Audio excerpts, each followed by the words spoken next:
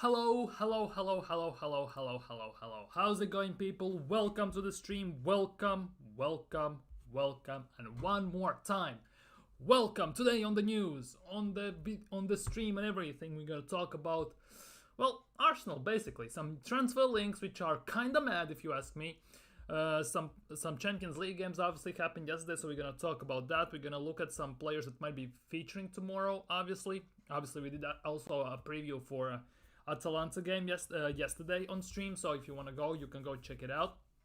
And we're gonna talk about a few bits and bobs here. There's a mystery with Odegaard and his and the picture we have of Arsenal's team, because that one is a bit of a weird one for me, because I'm not sure whether it was meant that way or not. So we're gonna talk about that. But of course, some links and some transfer targets already, so definitely gonna discuss all that. So if you're new around here, don't forget to smash thumbs up, don't forget to subscribe, get live interactive in the chat, and let's dig straight in. And we're gonna kick things off with a mystery, and I don't mean mystery per se, but we're gonna talk about a mystery in terms of Martin Odegaard. I'm such a moron, I swear to God. Here it is. Obviously yesterday the picture came out of Arsenal's 24-25 squad, and we talked about this, we looked at it and all that stuff. Obviously we discussed the current topics and everything. You can't see everyone this way, but basically there is also Aiden Heaven, there is Skelly, there is Manieri, a few youngsters here there, and also Tommy Setford, of course, including the casuals. Of course, there's Kivior, Ryan, Neto, Tomiyasu, Trossard, Sterling, Tierney, interestingly enough, Calafiori, Saliba, Gabriel, Merino, Jorginho, Timba, Zinchenko, Havertz, White, Gabriel, Jesus, Odegaard, of course, the Gaffa, Mikel Arteta, Saka, Rice, Partey, and Martinelli. Now, big up. I don't think I didn't big up the ex-gunner in the chat. Big up. But the biggest thing is, the mystery we're gonna talk about is Martin Odegaard. And here it is why, basically. If we do this, and you can see right here, I'm not sure whether it's just a coincidence or whether it's just like a misunderstanding and it just something happened there. But Martin Odegaard's left foot, the one that is injured, he's covered by a football. Now, first things first, it could be a coincidence, let's be real. At the same time, given the fact that we still haven't heard anything about Martin Odegaard and his ankle injury, we still don't know how long he's gonna be out for, because Mikel Arteta beats around the bush quite a bit and doesn't say the truth about Odegaard as of yet. In an hour or two, he's conducted an interview before Atalanta game, obviously, in Bergamo. So then maybe we'll hear something more about it then. But the fact that Martin Odegaard's left foot is covered with a football is a bit of an interesting one. Whether they don't want to see the swelling or what, I don't know. And if you look closely as well on the legs of Odegaard, from the calf and a bit down, it kind of looks, at least from this angle, that his left leg is a bit swollen up. In general, that leg is a bit swollen up. I'm not sure whether it's just the angle or something, but it genuinely looks that way. Now, this could be a random conspiracy theory, which at the moment I am talking from my ass. I'm just pulling it out of nowhere. Yet at the same time, it is quite interesting that exactly the leg that which is injured is covered by a football. Nobody knows whether it's true or not or whatever. But at the same time, there might be something to it, genuinely, because Mikel Arteta, as I said, hasn't spoken about Odegaard's injury pretty much whatsoever. He's holding it under the wraps. I generally don't believe that it has taken for them nearly 2 weeks to basically identify an injury. It cannot be the case. It genuinely cannot be the case. It cannot be 2 weeks to do an MRI, ultrasound, and all that stuff and get a definitive answer. So, most likely there is something to it which either Arsenal and Arteta don't want to admit to, or there's something there they don't want to. Basically, there's nothing and they're just playing mind games. But if they were just mind games, why he didn't play against Spurs? That is the big question. So that ball situation really is an interesting one. I'm not gonna lie. Obviously, I might be looking too much into things than I should be looking into, yet at the same time, who knows, there actually might be something to it. Anyhow, we're gonna ditch conspiracy theories and we're gonna move slowly on, of course. Obviously, besides Champions League, yesterday there was a EFL Carabao Moose Cup. And if you look, Marcus Rashford obviously scored a few goals, so became the top scorer since Rashford's senior debut in 2016.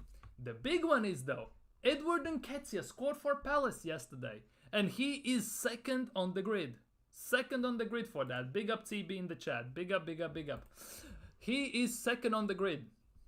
How, like, seriously, this was a weird one. It's nothing into it per se, but the fact that Eddie Nketiah is the second one ahead of Fletcher, ahead of Calvert-Lewin, is quite an interesting one. Genuinely, it is quite of an interesting one. You can see that in cup games he actually tends to score. He scored for Palace as well. Anyhow, we talk about Odegaard's conspiracy theory and everything, but this is one of the big ones. And this is where things get serious, basically. We all know that Real Madrid have an aim to try and sign Rodri, Trent, potentially Saliba or Romero.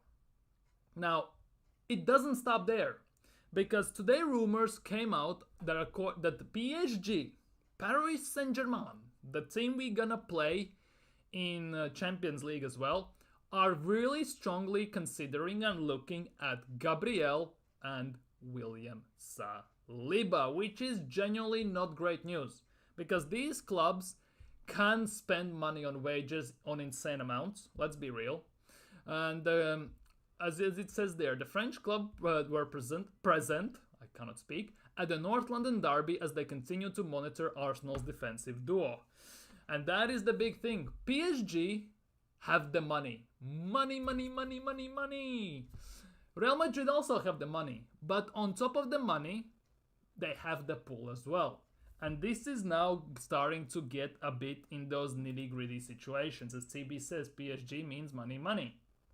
Because Arsenal at the moment have open talks to try and extend Gabriel's contract. Gabriel at the moment is on 100,000 a week. 100,000 a week. To compare that, Saliba is on 180. And for example, players like Tomiyasu, Zinchenko, Jorginho, Timba, Tierney, all of them are getting bigger salary than Gabriel, which compared to the way they perform and how much they are available, because all of them are injury prone, is a travesty if you think about what Gabriel is getting. So definitely that is a good thing that Arsenal are trying to reward the player and tie him down to a big contract. Now the other issue is, we should be thinking what to do with William Saliba as well. Because if already two big teams are starting to knock, this could get really ropey really soon. And that for me is a big worry. Because if you have been an Arsenal fan for quite some time, you have been through trenches in terms of Arsenal's defense. If you think about it, actually. We have had Kolasinac, Socrates, obviously Mustafi, David Luiz, Johan Djourou, Vermaelen, Squillaci, Igor Stepanovs, and basically Sanderos. The more the merrier, basically. And for once, I would say this is the best defense we have had since Invincibles, arguably, to be honest. So Arsenal have a defense they finally deserve. Arsenal fans deserve. And now that the fact is, the more recognition we get, the higher and closer we get to City, the more we challenge, the more we are in the limelight per se, the bigger are the chances that other big teams will start to look at our players. And to avoid these situations, there are sadly only two things we can do. First one is to give them big money and extend their contracts. Second one is to start to win trophies.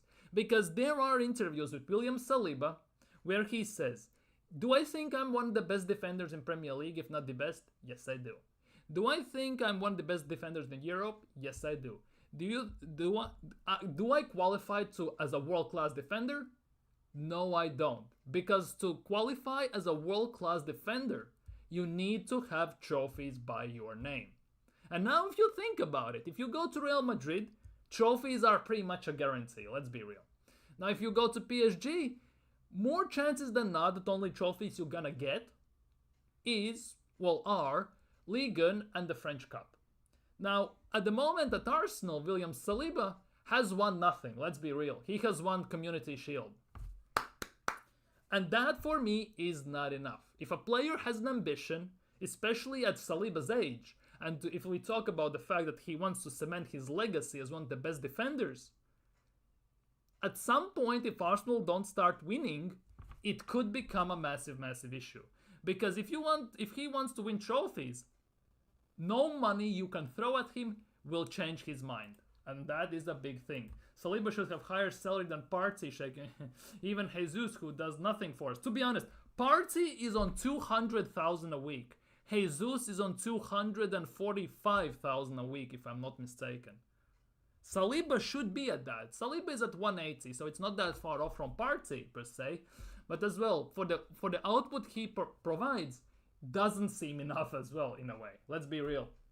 Saliba's contract runs out in 2027, the same year as Mikel Arteta's new contract runs out. So this will become a squeaky bum time for Arsenal in a way.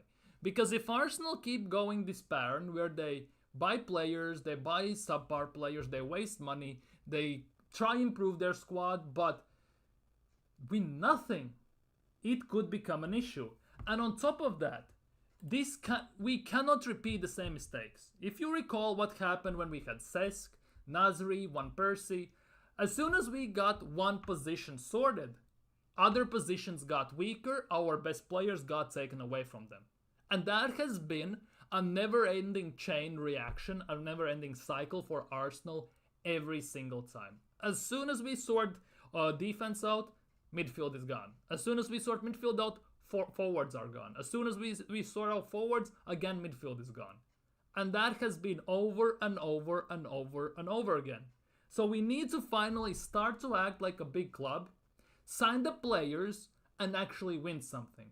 Because when we moved to Emirates, we got promised to fight with teams like Real, Barcelona, Bayern, and all them teams. And when we get into Champions League in 2018, when KSC fully got the ownership, I think it was 2018, they said, we need to have Champions League to attract big players.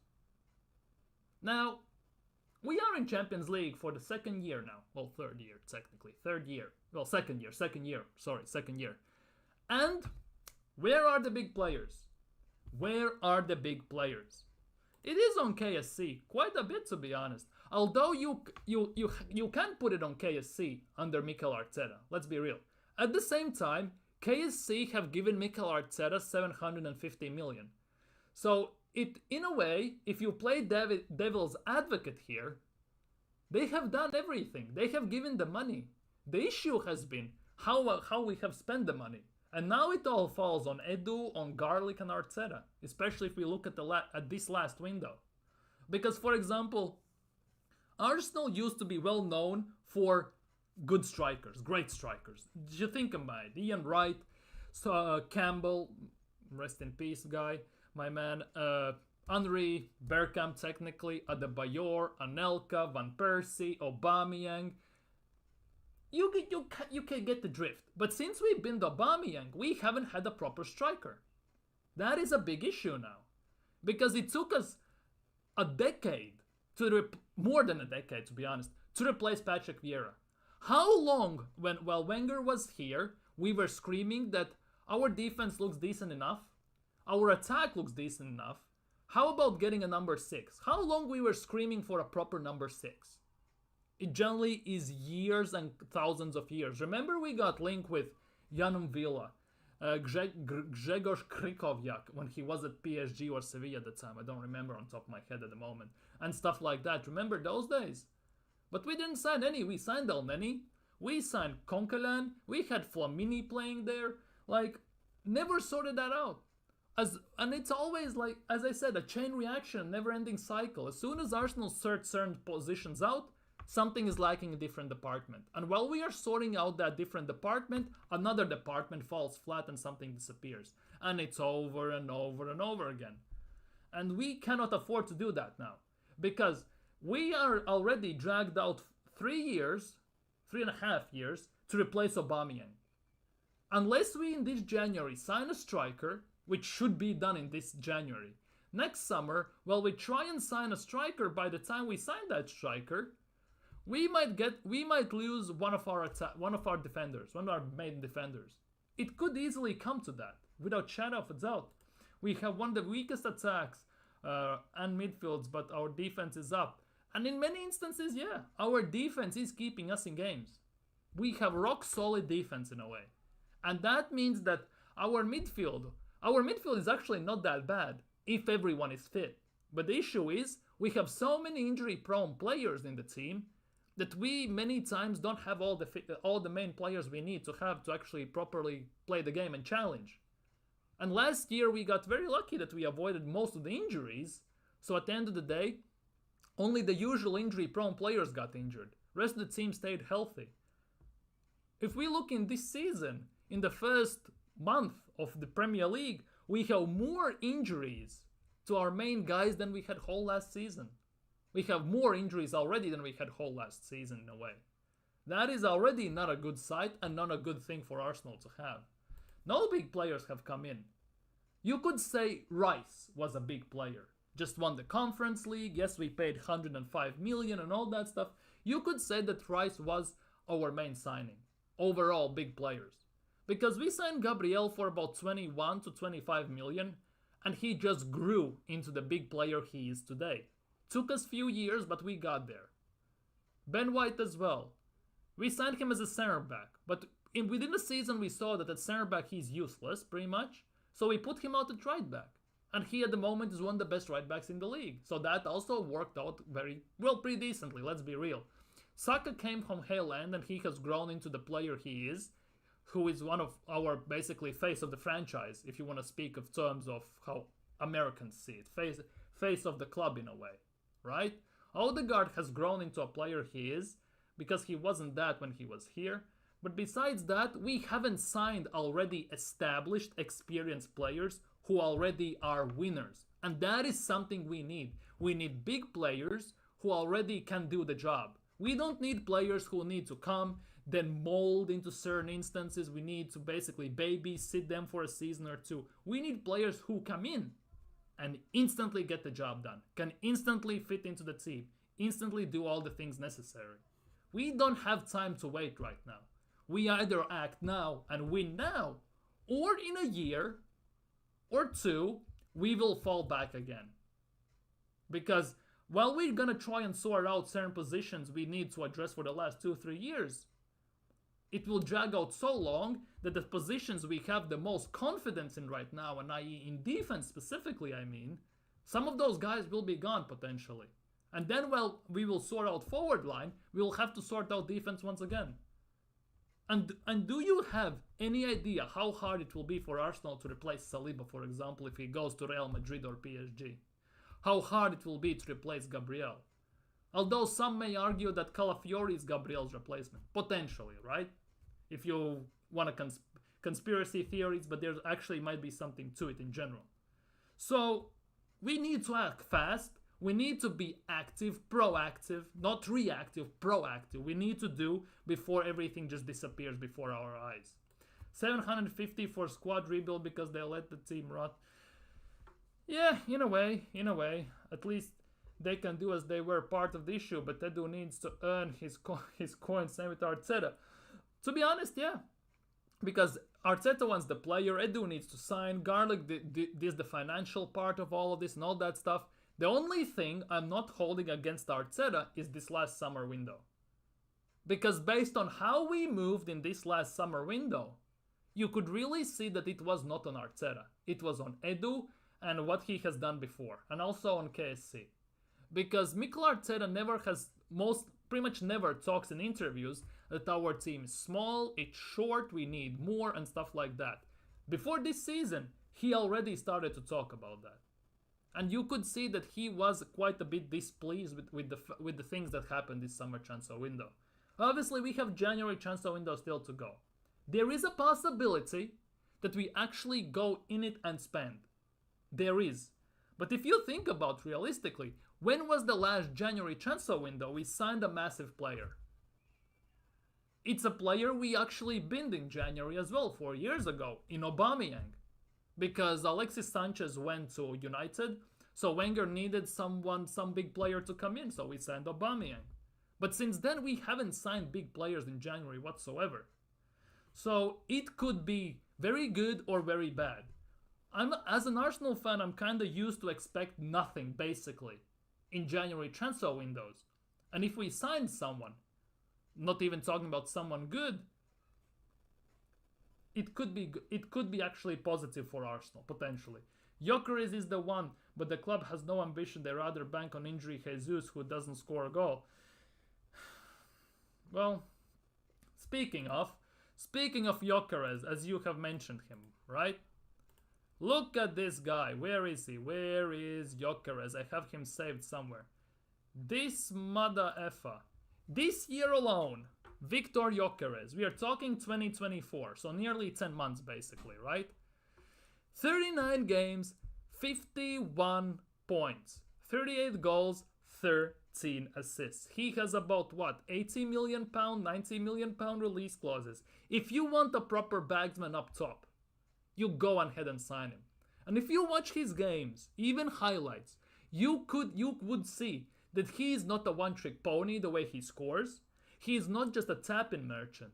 He can make a run dribbling through defenders and midfielders from the halfway line. He can score headers. He can finish with both feet. He's a unit to deal with.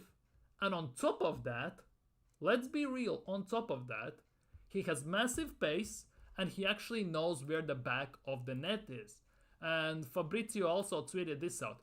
Victor Gyökeres scores on his first Champions League game ever. 9 goals, 3 assists in 7 games with Sporting, 12 goals, 5 assists in 9 games for club and country overall. And let's not beat around the bush. These kind of stats is not a purple patch, because this is not the first season he's doing this. And on top of all, let's be real, these type of numbers is Erling Haaland territory pretty much. I'm not saying he's as good as Haaland.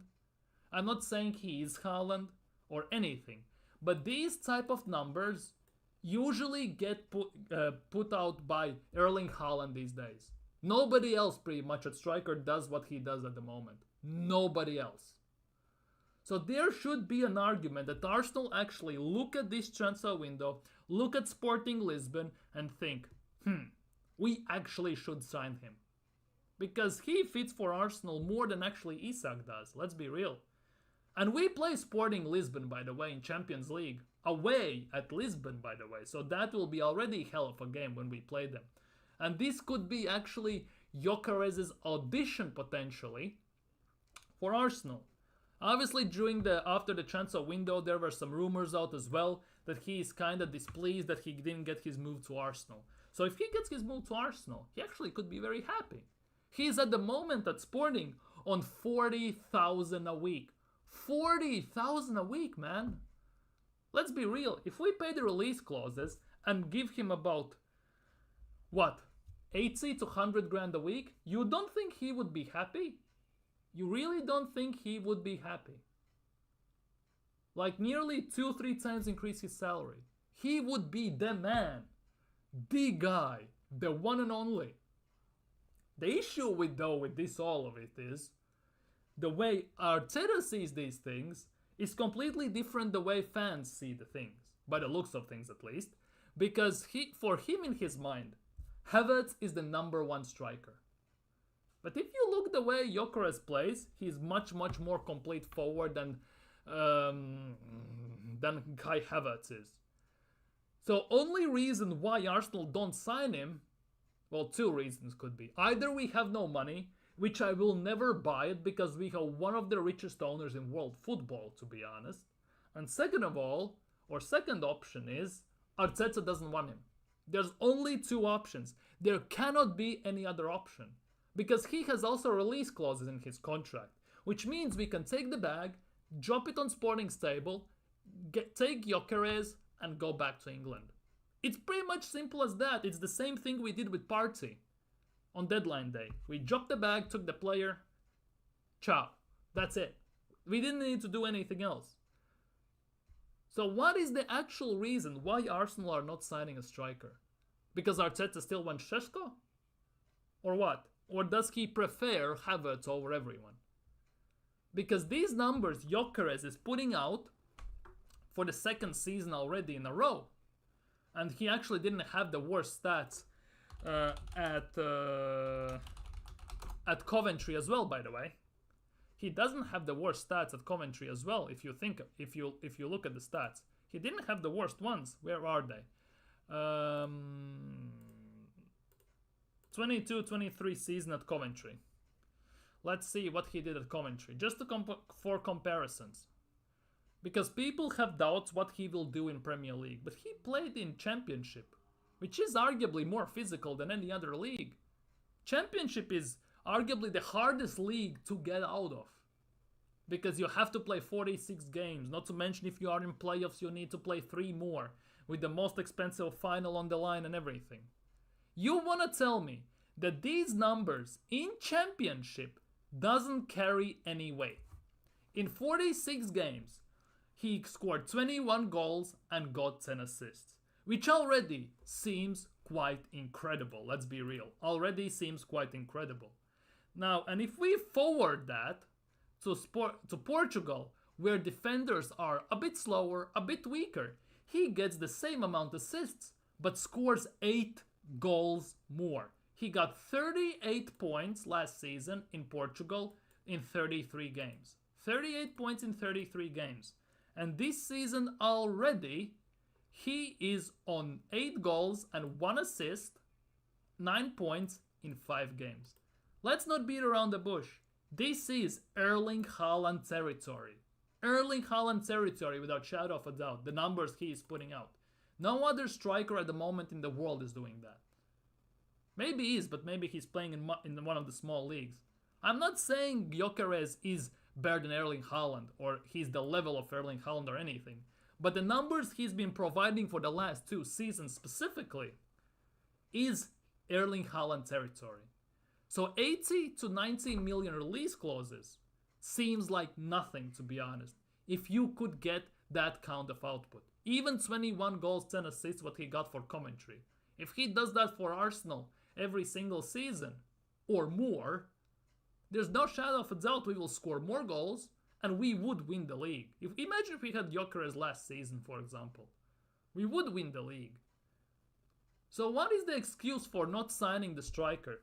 Is it the fact that owners don't want any accountability? Because if they sign a striker, there is no excuse for Arteta not to win the league or cups or whatever. There are no excuses. And then it falls on KSC because the pressure will mount on Arteta. He's at the moment second best paid manager in Premier League, 15 million a year. Which again means the more he gets paid for actually winning nothing, let's not forget that, he needs to win right now. Because the longer he's not winning, the more pressure will be on him. For 15 million a year, let's be real. So at some point, if we don't win, the penny has to drop. Especially if they sign a striker. Then there are no excuses.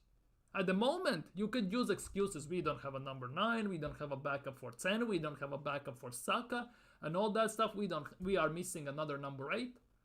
But that is again on Edu and Arteta, because we had the money to sign them. And on top of that, if you look for next season, Partey and Jorginho, both of their contracts run out. Which means we will need to sign at least 3 more midfielders. Number 6 is number 8. Unless they want to re-sign on smaller contracts, by the way. Because there's no chance in hell we're going to sign them on the same contracts. So we are in a way already in a massive pickle, if you get what I mean. Yet they want Havertz, but say no to him. Exactly, there are many fans who don't want Gyökeres. I like Havertz, to be honest. He is actually a decent player. He runs himself into the ground every game. To be honest, last year when he was playing in the midfield, including me, I'll put my hands up, I was cussing him because he was being played in the midfield. But the runs he made from the midfield between the lines are runs which defenders were not reading. They were just standing and defending. were actually pretty great. If you just look at Havertz and look at the runs he makes. The thing is, Odegaard didn't make the passes.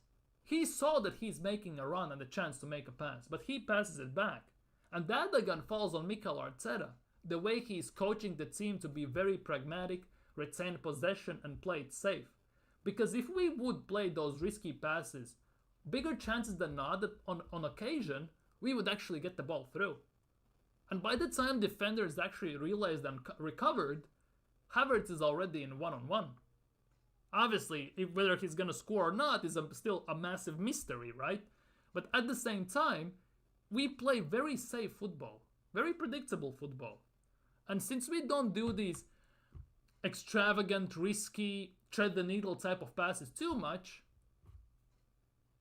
there lies and also a big issue why Havertz was cost quite a bit. Because if he get those chances, he obviously puts some of them away. There's no shadow about that, just how many.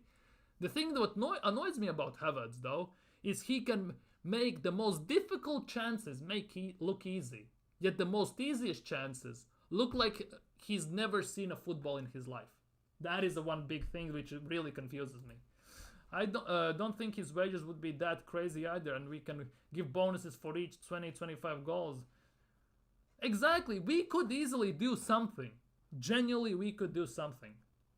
Just put him on 100 or 150 grand a week if he starts. Let's just say real. If we can afford to pay Havertz 265 or 285, whatever we pay him, and Jesus 245, right? We are paying more than $500,000 in wages for Jesus and Havertz.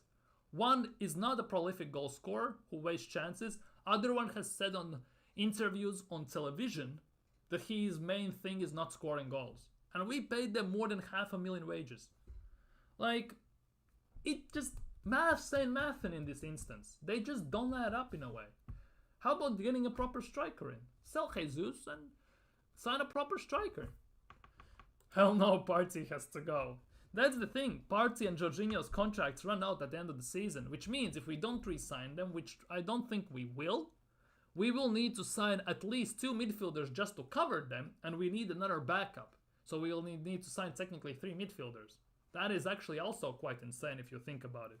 That is quite some money, extra money we will need to spend on midfield, on top of the money we already spent.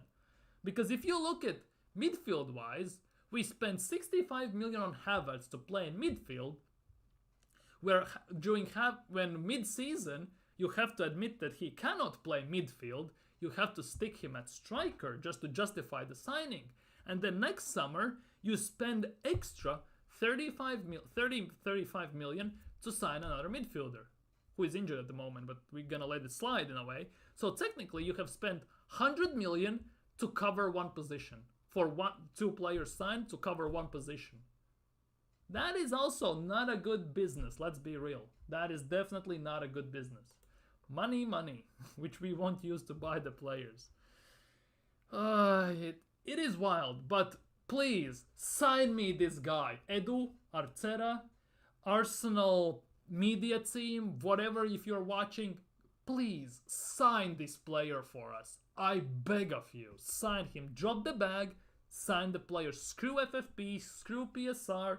Why are we the only team that's holding on to these three-letter words like the Holy Bible? I have no idea. But please just sign him. I beg of you. Oh, Gyökeres at Arsenal. Can you imagine? We don't have a striker, so Havertz fell, but saved us as well. That's the thing. On many instances, when you watch, it's like a love and hate relationship. He does many things brilliantly, yet at the same certain things he does very poorly. And when it comes to the same situation, you don't know what you're gonna get. Because when you look at Havertz, at least the way I look at it, he could have copy-paste scenario 10 times in a row, and with him you could have about 4 or 5 different scenarios, like different outcomes. Either he'll have great first touch, and he will score. Either he'll have a poor first touch, he will lose the ball, or he will have a decent first touch and he will smash it out of the park, or he will actually have a bad first touch and he still somehow will score. You never know what you're gonna get with Havertz in a way, on some instances. Because, for example, against Brighton, that touch he took to go out to run one-on-one. Brilliant. Straight into the path, no lost motion, no nothing. As soon as he had to shoot to the goal, he missed the chance instantly. How about chipping the keeper, like what you did about half an hour, 50 minutes before you like, how about trying that or something? Because it was similar situation which he had when he played for Germany.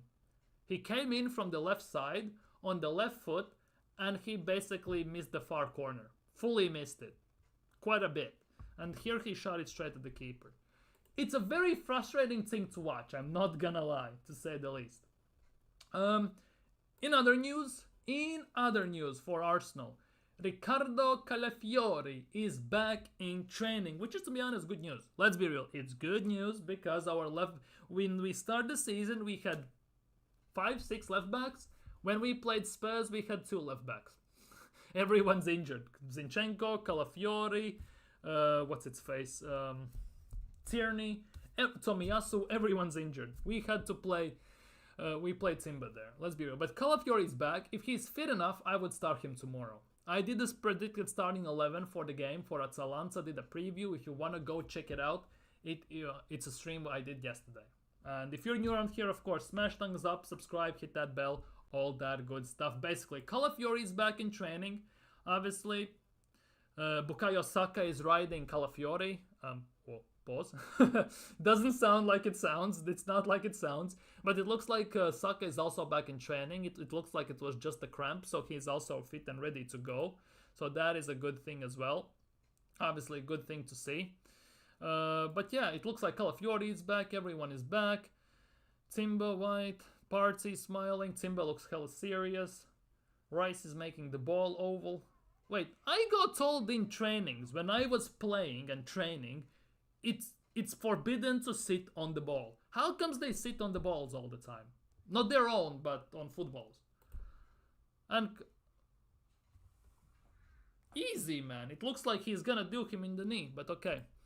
Anyways, but the good thing is Calafiori is back. Saka looks like he's feeling okay, so that is actually pretty darn good. I don't want to hear nothing about Isak. I'm tired of it. Why are we waiting to see if Newcastle gets Europa? What if they do? That's the thing. Remember, we wanted to sign Isak at some point. We waited for too long. Newcastle got him. We have had multiple instances. Now we're waiting on Šeško, on Calafiori, on Gyökeres and all them, man. 100%. We're gonna wait again for too long. They will be gone and we won't sign them. There is a big possibility of that. Big up Nathan in the chat. Big up. Tierney is cursed with injuries, I believe that. Yeah, that's unlucky. Because if you talk about out-and-out left backs in the team, he's the best left back we have. Like left backs per se. Because we mostly play not a natural left backs at left back. The only natural left back we have at Arsenal is Tierney. Because we play Tomiyasu there, who is a right back / center back. Timber, who is a right back / center back. Zinchenko, who is a midfielder / left back. Who else has played there for us? Kivior, who is a left-sided center back / left back. Calafiori, who is a left-sided center back / left back. We mostly have not player for the specific position. Our out-and-out left back, only one is Tierney, as weird as it sounds. Interesting, isn't it? Anyways, Saka is like elastic, man. I'm very worried about Bukayo Saka, by the way. The amount of games he's playing every single year with Arsenal, England and everything, every time he gets a bump, all the tackles and everything. And I'm knocking on wood as I'm saying this.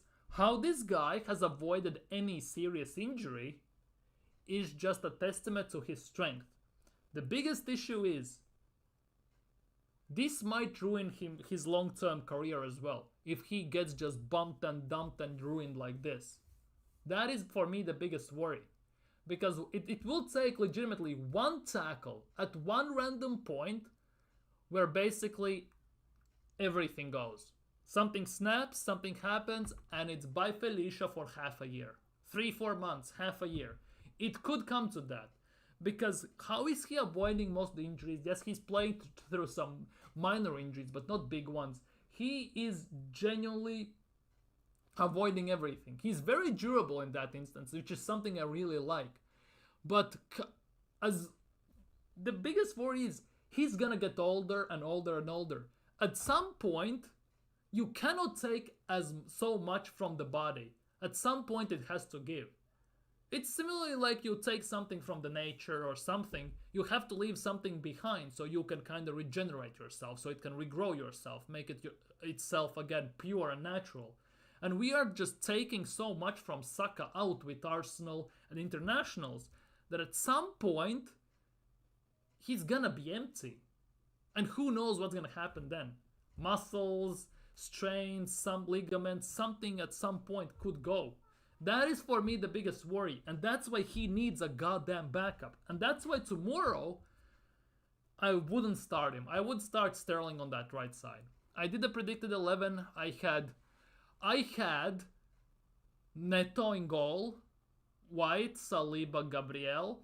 If Calafiori is fit, I would play Calafiori. If not, then Timber, unfortunately. Midfield was Partey, Rice, Nwaneri in 10.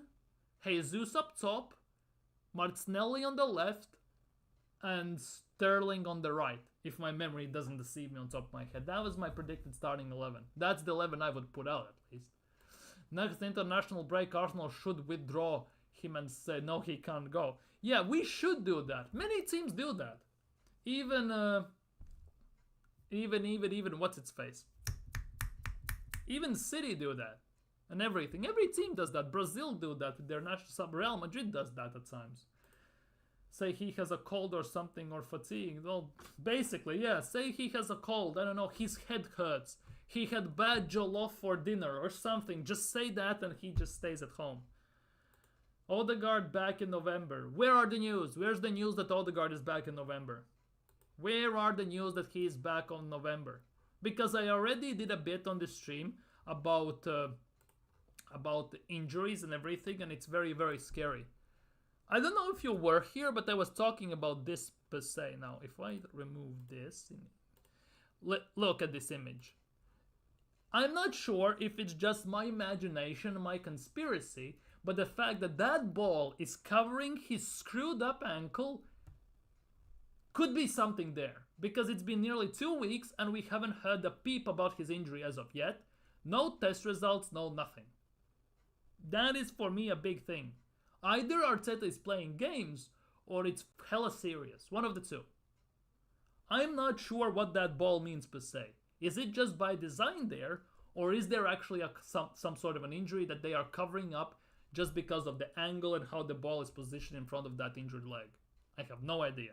And on top of that, from this angle per se, how this picture is taken, his left leg above the ankle looks more swollen than the right leg. If I don't know again if it's the angle or not, but it looks that left leg looks a bit more swollen, a bit like chunkier than the right leg.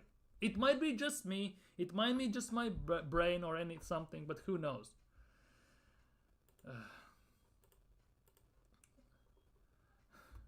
Very secret service and Odegaard news, which isn't good. Yeah, that's the thing I don't like. It's very secretive, it's very silent and nobody knows. Basically, yeah, conspiracy theories on Martin Odegaard. Ball in front of his injured leg. Will he be back soon or not? Team news and ticks. So basically, to be honest, as much as I wanna believe that he's come back sooner than not, biggest issue for me is, throughout the whole transfer window, he said we're gonna sign about 10-15 players, we signed one of them. He said we're gonna sign a mystery German. Where is it? Where is the mystery German? Genuinely. That is the big thing. Big up Kierton in the chat. But the thing is, I need some actual proof. All these ITKs and stuff like that, like Michelangelo and Ninja Turtle mask and stuff like that, I need some proper evidence and some proper things. That I wouldn't say they lie per se, but they actually are misleading us. There could be that. Although Mikel Arteta has lied to players before. I'm talking about TSR and Reece Nelson and all them, man. Because they got promised big roles in the titlers and everything and they pretty much didn't play at all. But we're gonna let that slide. Do you think we will sign Gyökeres in January? We must. Or sack Edu. To be honest, if Kroenkes don't give money, we are not signing anyone. That is the big thing. I can just basically sit here for how much? 3 months straight on my knees every day and praying and begging that we sign Gyökeres. If Kroenkes don't give the money, we are signing nobody at the end of the day. Let's be real. If they give me Sane, I know they aren't serious. To be honest, the thing is, about the Sane thing, there might be something to Sane.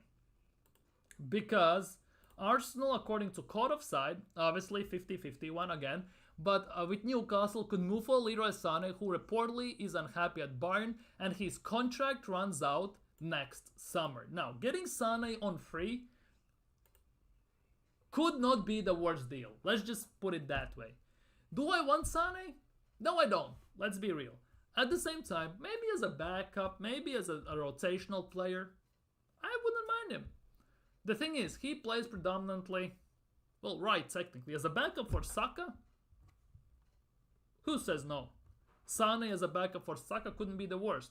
If you sign him for the left wing spot, that wouldn't surprise me, because we have Arteta has tried to replace Martinelli already 2 or 3 times, and I think from the attacking players, at least from Mikel Arteta's point of view, I think Martinelli is the most expendable one, if that makes sense. He's the one he would be potentially willing to let go from all the attackers, because let's be real, he's not gonna get rid of Havertz or Saka. Sterling is only on a loan. If we sign him full time, I might as well become a Yeovil Town fan. What else is there? Trossard, we had already offer from Saudi. They might come back in summer again. So who knows what's gonna happen there? Who knows what's gonna happen there? Getting Sane means we won't get the striker. That's how Arsenal works, and we know. True, that is a big thing. Arsenal usually do the bare minimum just to keep fans somewhat satisfied. That is the big thing, because Top Gunners, when we sign Sane, will eat it up basically like ice cream. Easily, because they will pull parallels with Man City, that they have coached him, Arteta has coached him and all that stuff. Look how he did against us in Champions League, how he schooled Zinchenko and Kivior and Tomiyasu and all them, man. It will be there, but as a Saka backup, I don't think that would be the worst deal. The thing is, it's a free agent signing, which means it'll be a huge agent fee, plus the salary he can demand is astronomical potentially. So that you have to take into account. Do I want him per se? No. If I had a chance to get him as a backup, I could be swayed. But per se, I much rather sign proper wingers. Now, give me a sec. What is happening here? Breaking. Mikel Arteta confirms Odegaard has suffered significant ligament damage to his ankle and is expected to be out for a while.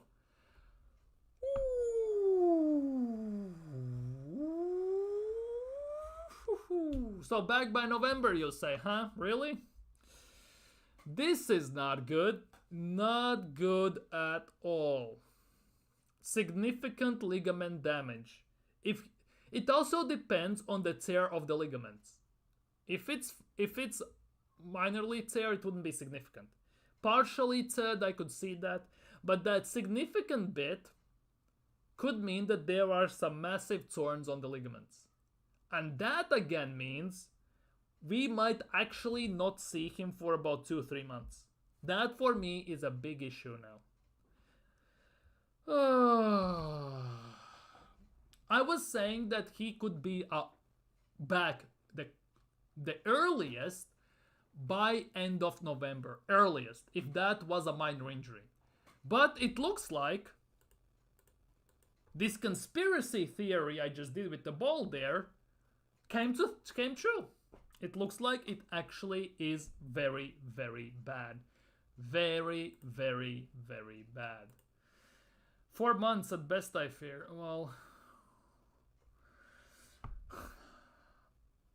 at this pace, he might be out till next year, basically. That's what you're saying. And well, that's what you're implying, basically, correct? Yeah. Yep, exactly. I feel we are in a top 4 race now. Exactly. And now my biggest question is, because this is starting to now get on my nerves, I was calling for a backup 10, backup for Saka, striker throughout the whole transfer window, right? We didn't sign a backup number 10, basically, right? Many Arsenal fans were saying this is a 7, 8 out of 10 window. 7 out of 10 window. We are now out. We don't have our one of the best creator in the team. Our captain, as big as a captain as he is, and one of our main guys to we actually could do anything in attack.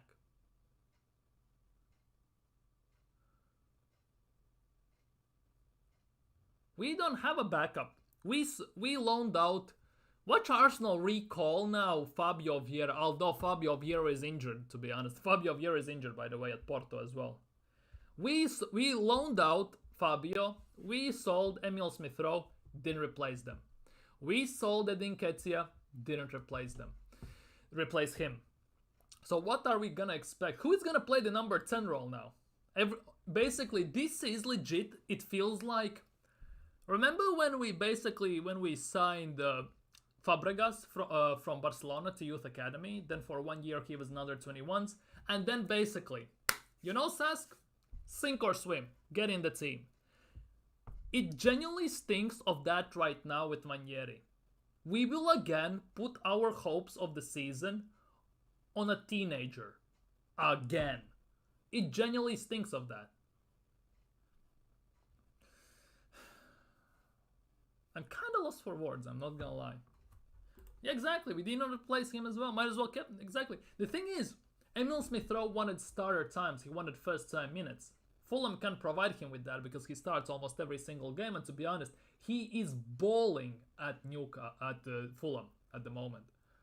Obviously didn't play yesterday. Nelson was playing as number 6 based on the lineup they put out, but it is what it is.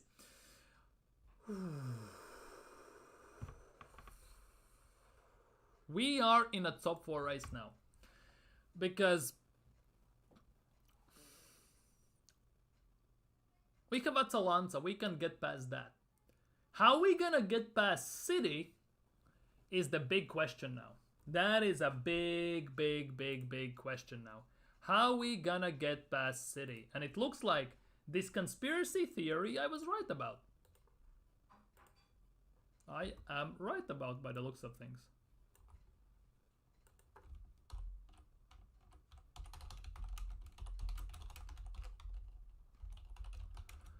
Odegaard out for long time. What we gonna do now, by the way? What we gonna do now? Where do you think we will finish? That is the big question for me now. Where do you think we will finish? People are saying top 4 race. Where then? Trust me, we ain't controlling no games no more. Stoke City FC till he is back. This will sound very bad because I'm an Arsenal fan, obviously. But I was thinking about that our title race could be done by Christmas. I was thinking about that. I was mentioning on occasion on streams and stuff like that. I said it could be done by Christmas. Based on this injury that... Why the hell do I have him on my screen? Based on this news, it looks like I was hella optimistic, wasn't I? I was hella optimistic about that. Definitely not top 2, definitely. Well, to be honest, we can get past about 60% or 70% of Premier League teams without Odegaard. The issue is, how are we gonna get past the mid-low blocks? First of all. Second of all, how are we gonna get past, for example, Liverpool? How are we gonna get past them? This is a very bad thing now. Not first, which isn't good enough. Second isn't good enough either. Exactly. And that's the price basically you pay for not having proper squad and slowly just wasting money you get given. 750 million. Odegaard got signed in the second season, and we still don't have a backup for him right now because we loaned and sold both of our backups this summer, and we thought, no, we will be good. We will not get injured whatsoever. We will avoid injuries like we did last year. Really?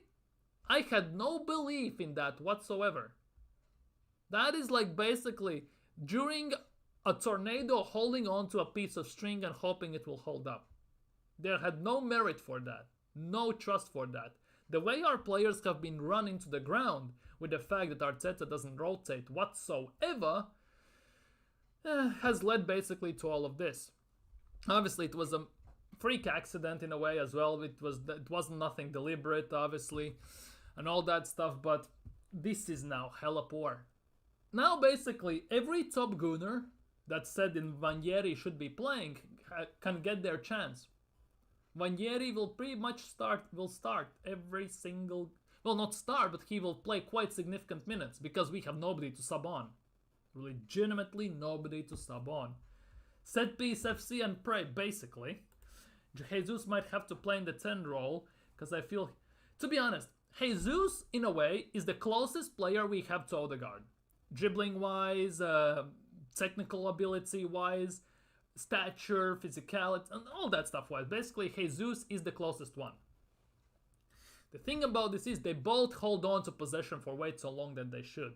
Jesus' passing is not the greatest as well.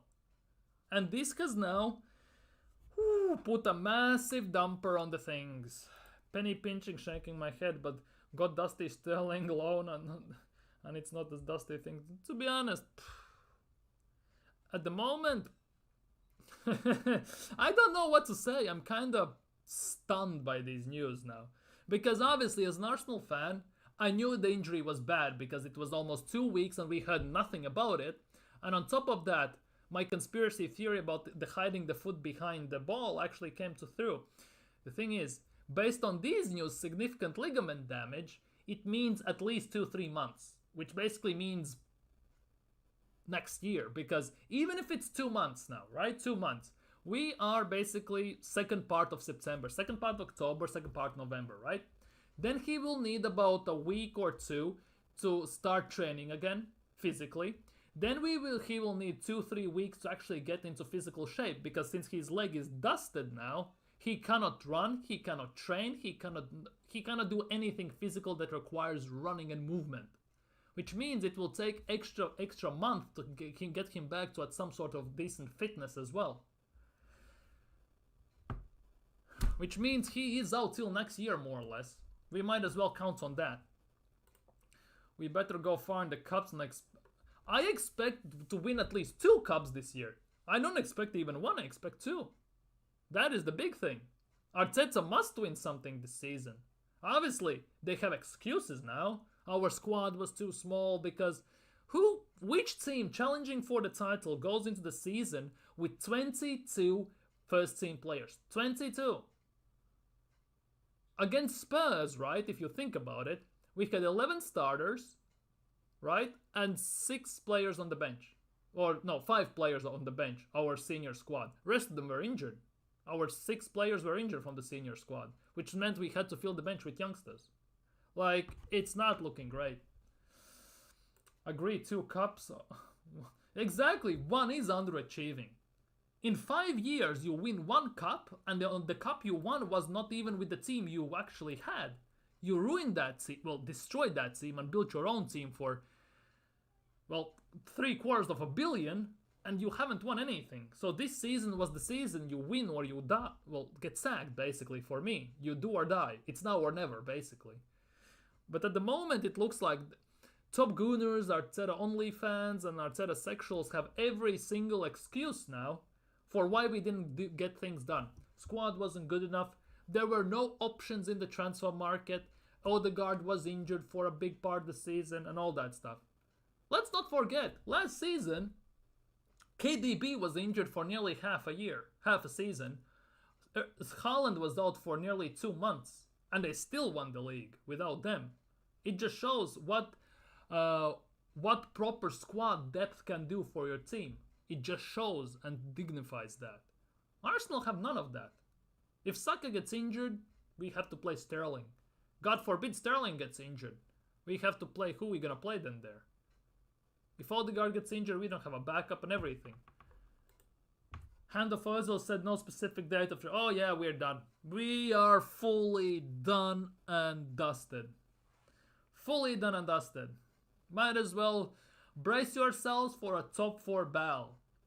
The sad part is, to be honest, we are in a top 4 battle, right? But it's not really a top 4 battle, because the quality our team possesses pretty much, we should be easily getting top 4 even without Odegaard. That is the sad part. As much as people like to say that Odegaard is bad at times, he's too weak, he's not captain proper material in a way, potentially, and stuff like that, he's our best creator, right? He can create and he will create chances. In a way, we have players that can replace him, right? Not to full extent, but to some extent. Which means we don't lose that much. The fact is that we just lack in depth. And without Odegaard, we can win, I would say, quite a bit of games still in Premier League. And we should be getting top 4 despite the fact that Odegaard is injured. Because we are that good. We are at the moment that good. But the only thing that can slow us down are the injuries. And at the moment, we are getting injuries to our key players. And that is the one thing nobody wants to see. Because Partey, as people want to say, inevitably will get injured in a way. What happens if Saka gets injured? Like, knock on wood and all that stuff, but if Saka gets injured, for example, what we gonna do then? Because basically, our attack is gone. And it's not just the fact that our best creator is gone, half of our attack pretty much is gone. Because the way we set up our attack is through the right side, the triangle between Odegaard, Saka, and Ben White. That trio basically creates most of the chances we actually kind of try and get. We kind of many times focus most of our attacks in a way through that side. Which means that is gone now. What we gonna do now? Because if we're gonna play every single game like we played against Spurs, we are instantly done. We're just done and dusted and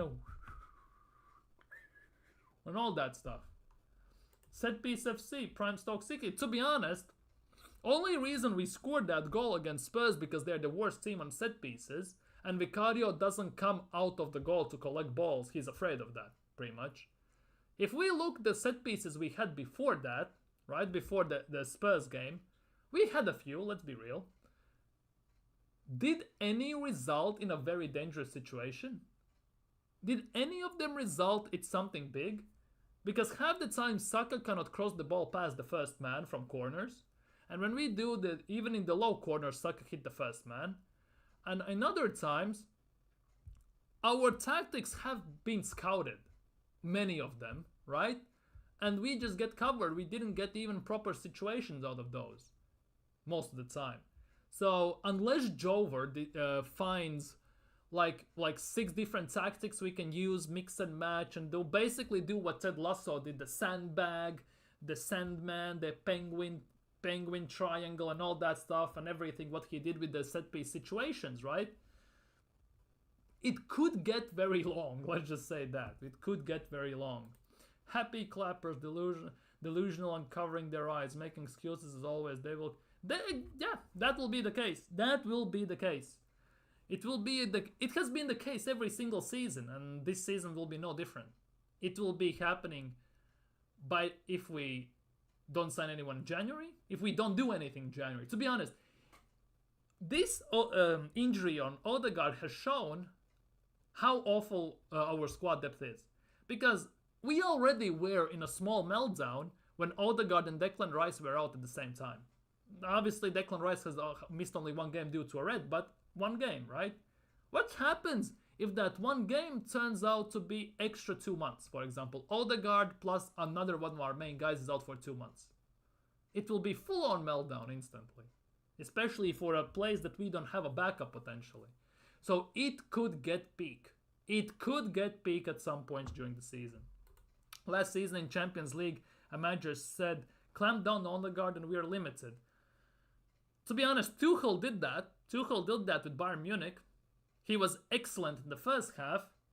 Tuchel went, okay, we're shutting him down and they are done. We're going to win this game. What happened? Bayern won against us. What happened against Porto? We didn't even have a shot on target in the first game. Like, if you play mid/low block, depending how you maneuver it, and you clamp down the right side specifically with Odegaard and Saka, we are pretty much done out there, more or less. And it's true, Odegaard is not the game we have an issue. He's our most important. Exactly. He is the man that makes everything tick. And at the moment, we have nobody to make us tick properly. And yeah, but on that sour note, legitimately on that sour note, I think I'm gonna end it here. Thank you guys so much for watching. If you're new around here, smash thumbs up, subscribe, hit that bell. You have been freaking fantastic. Thank you for chatting with me. Big up BX Gunner, Kirtan, TB, Nathan. Big up everyone in the chat. You have been freaking phenomenal. Hope you had a great day. Hopefully these news haven't kind of put you in the slumps quite a bit. But yeah, it's not looking great. Let's be real. It's not looking great. But from me, that will be it. I'm gonna now go, eat, and enjoy some Champions League because football is here and you cannot miss a beat because I have missed already 2 games missing while I'm streaming. So I'm gonna watch some late games and watch the second half of those games. So take care, stay safe, have a great evening. You have been freaking fantastic. And let's see what we do tomorrow against Atalanta.